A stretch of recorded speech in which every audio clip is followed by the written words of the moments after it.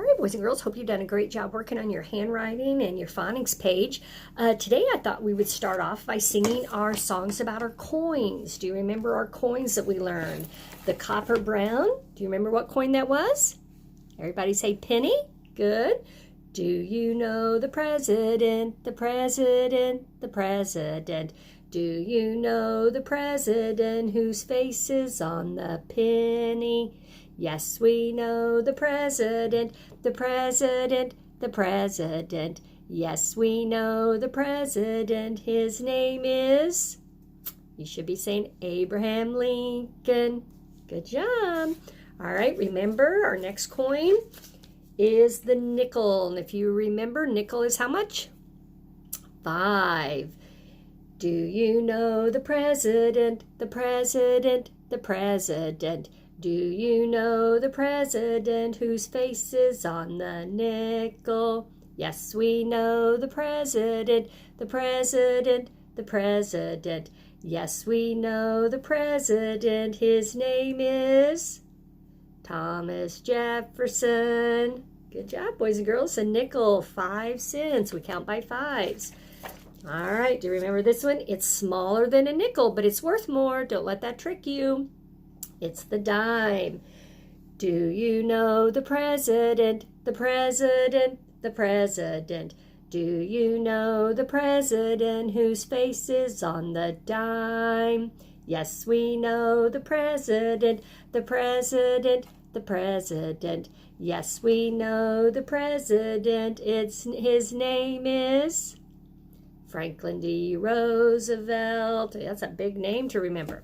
Now, this is our coin that we learned last week called the quarter. And that is the very first president, the father of our country, George Washington. I know we haven't talked about that one very long, but that's George Washington. Do you know the president, the president, the president? Do you know the president whose face is on the quarter? Here's that QU. Let's see if you remember. Yes, we know the president, the president, the president. Yes, we know the president. His name is George Washington. Very good. Those are the coins, boys and girls, that we've learned. Penny, nickel, worth 5, dime, 10, and then quarter, 25. All right, good job. Well, today we're looking at our math paper. It's 119 and 120. Looks like got some cute little bunny and spring flowers on the back, but on the front, we're going to do what we always do, first and last name. And we're going to talk a little bit about something that's in half. And we've talked about this a little bit before. And I like to use the example of maybe like a peanut butter and jelly sandwich or a chocolate chip cookie.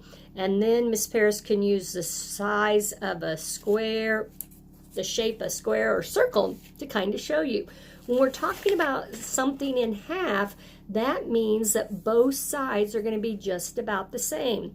So if mom and dad is going to make you a peanut butter and jelly sandwich, and you're going to be very, very nice and share that peanut butter and jelly sandwich with somebody, you're going to want them to cut it in half so that you both would get the same amount. So your peanut butter and jelly sandwich might be cut like this, and you would get this side, and brother and sister or mom and dad would get a side, and you'd get about the same. Also, you might take that peanut butter and jelly and they might cut it in a diagonal line. Remember our diagonal. You would get a side and somebody else would get a side. We would call that half. If we were taking a circle, maybe a chocolate chip cookie, and we just want a little bit of cookie and we want to split that cookie, we would cut it in half. Cutting it in half means that they're going to be both about the same size, all right? About the same size. And when you look at our paper today, you'll see they took a delicious looking birthday cake. They took a tomato and the sunshine. All right. And when we look at these, they took a black line and they want to know,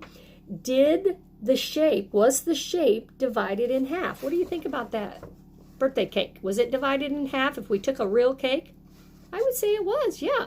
This would be just about exactly the same. So we would fill that in. It's divided in half. What about the tomato? The line is right here. Would that be fair if we're going to take that tomato and divide it like that? Would that be in half? No, not at all. That's not the same, is it? And then look at the sunshine. It'd be hard to divide the sunshine, but our picture, our circle, we would say that's in half. Very good. So those two would be half. All right. Again, we're working on add 'em up, add 'em up. This time we're still doing the joining together. We still see plus. We still see our squares that we're going to write the number in. Make sure those numbers are faced the right way. And then we're going to go down and look at our filling in the middle, missing number, beginning, and end. So I thought we'll get out the dry erase board and we'll do that row together. You can do the add 'em up by yourself. But the row with the missing numbers, I thought we could do together. Let's start. We see the 40 family. It's going to be the 40 family. I'm right there on row 3, and I'm going to put it on the dry erase board. I've got the number, blank, and a number. Let's see if we can clap the 40 family. Get your clapping hands ready. 40, 41, 42, 43, 44, 45, 46, 47, 48, 49. All right, that was a 40 family. All the numbers started with a 4.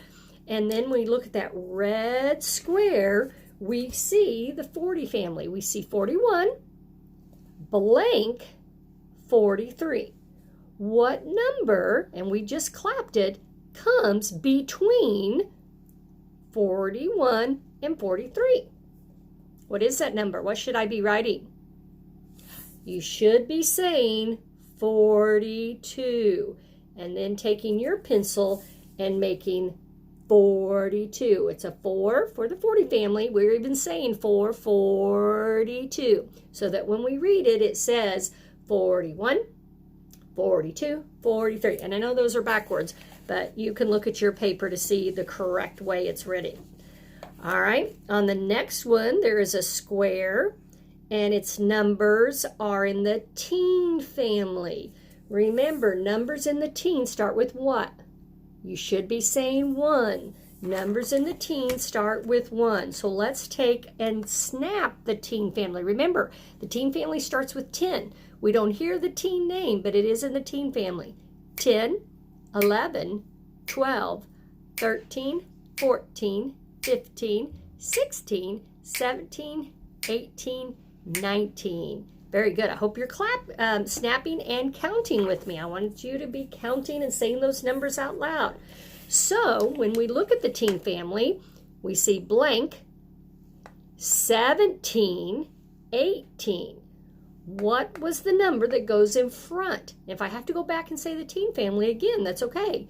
10, 11, 12, 13, 14, 15. What goes right here, boys and girls? Yeah, you should be saying 16. 16. Remember, I still have my 6, 7, 8 in order. I just have the 1 that tells me it's in the teen family, so that when I read it, it says 16, 17, 18. Very good. We've done these a lot, so you're probably much faster than Miss Paris is on this. All right. Now, on the last one, it starts off in the 70 family, and then it's going to jump into the new family. So when I look at this, I see I'm in the 70 family. The 70 family, but you guys have already probably figured out something's going to change at the end. So let's take and do a finger clap for the 70 family, and then we'll see what's going to happen at the end of that. All right, so 70, 71, 72, 73, 74, 75, 76, 77, 78, 79. I'm going to jump to a new family. What comes next, boys and girls? 80. You should be saying 80. That was at the end of the 70 family. The 70. I'm even saying the number 78, 79. But we know we're jumping to a new family. And then we went to what? You should be saying 80. So that it says 78, 79, jump to that new 80 family, 80. And I'm even saying the 8 at the beginning. All right, again, super easy. We should be able to write those nice and neatly. All right, move down to our umbrellas. We have our number word there, number word. It's a tricky word. What is that number word? Can you read that on there? I know it's kind of hard, but if you can look at your paper, you can see our number word. You should be saying number word. It is the number 8, and it looks like you need to color 8 umbrellas. You take whatever your favorite crayon color is and color those 8 umbrellas. Make sure you count them. You're only coloring how many? You're only coloring 8. And that kind of reminds me, remember, we have our number words that are words that we have our number words that are tricky words. All right, for example, 1, 2, and 4 are number words. They're tricky word. We can sound out 3 and 5. We can sound out 6. We can sound out 7. But here's another number word that's a tricky word. We just read it. 8. We can sound out 9, and we can sound out 10. So those are the 4 number words that we need to have memorized. Tricky words, 1, 2, 4, and 8 on there. All right? Good job. Now, when you look at the back, boys and girls, oh, I love that. It's got beautiful flowers, got a little cute little bunny, green grass, very springy looking picture. But I want you to notice something. I want you to get your sharp eyes out. I want you to look at those math problems because it's something a little different on that page. Can you notice it? Look at the math problems, especially on the bunny, down here on the leaf. Okay, if you were sharp eyes looking, you notice they mixed in problems that are adding, and they also put some takeaway. Takeaway. You're going to have to look very carefully because one minute your mind might be looking at it and you're going to see a problem that says 2 plus 3. We've done that a lot, haven't we? What is 2 plus 3, boys and girls? You know that's 5. Simple. Joining together. But when you look at that paper, you're going to have to be careful because you might see, aha, look what they did. They changed it to the takeaway. Opposite of addition, you're going to take away. If you have 4 and you take away 1, it's going to be 3. Remember, all right? Remember our takeaway. We did these last week. I've been doing subtraction for a while. Let's say that these are 4 cookies. Okay, there's that problem I just did. 4 cookies. I take 1 away. There's 1, 2, 3. And mom and dad, if they need to get out a piece of paper, draw something, circle or square to kind of help and show that, that's okay. That's still pretty new for us, especially on a page where we're doing add them up and take away on the same page.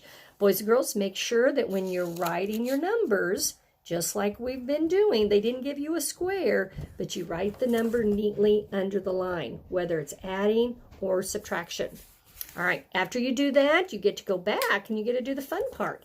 Look up here in the corner, you have a color code. All right, so you want to make sure, mom and dad, you want to make sure that the answers are correct before you do the coloring. Boys and girls, make sure you use your pencil.